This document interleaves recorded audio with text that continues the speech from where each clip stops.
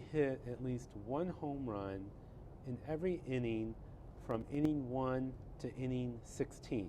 So not just 1 through 9, but innings 10, 11, 12, etc.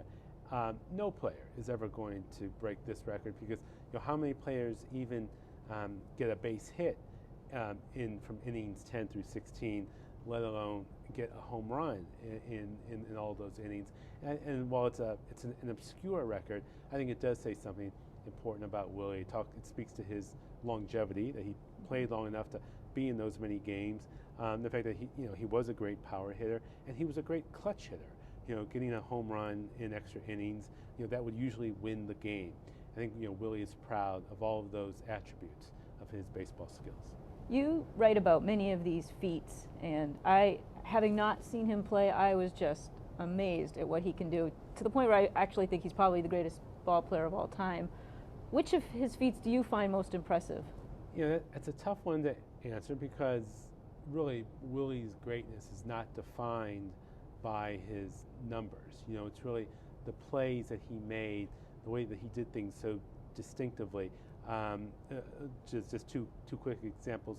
There was a play in which he was on. He was in the outfield.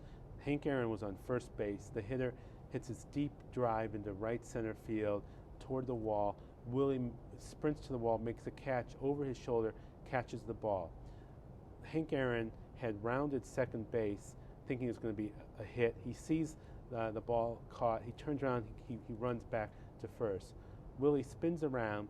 In order to try to double up Aaron, he throws the ball back into the infield, but instead of throwing it to first base, he throws it to second base. And the second baseman, Tito Fuentes, is there. Willie motions to Fuentes, touch the bag on second base. So Fuentes gets the ball, touches the bag, and the umpire calls Hank Aaron out. Aaron had missed second base on his way back to first base. After the game, the reporters come up to Willie and say, "How could you have seen that? Your back was to the infield when you caught the ball. How could you have seen Aaron miss second base?" Willie says, "I know the way he runs," and so he just had this sixth sense about him.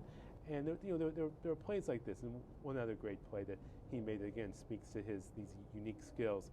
Willie was on second base in an extra inning game. There was one out. There's a ground ball to the third baseman. Willie runs to third. If he runs fast, he makes it to third base without a play. The third baseman throws it to first to get the out. But instead, Willie slows down. The third baseman, Tim Foley, sees Willie out of the corner of his eye. He thinks he can get Willie out by tagging him. So instead of throwing it to first, he lunges for Willie.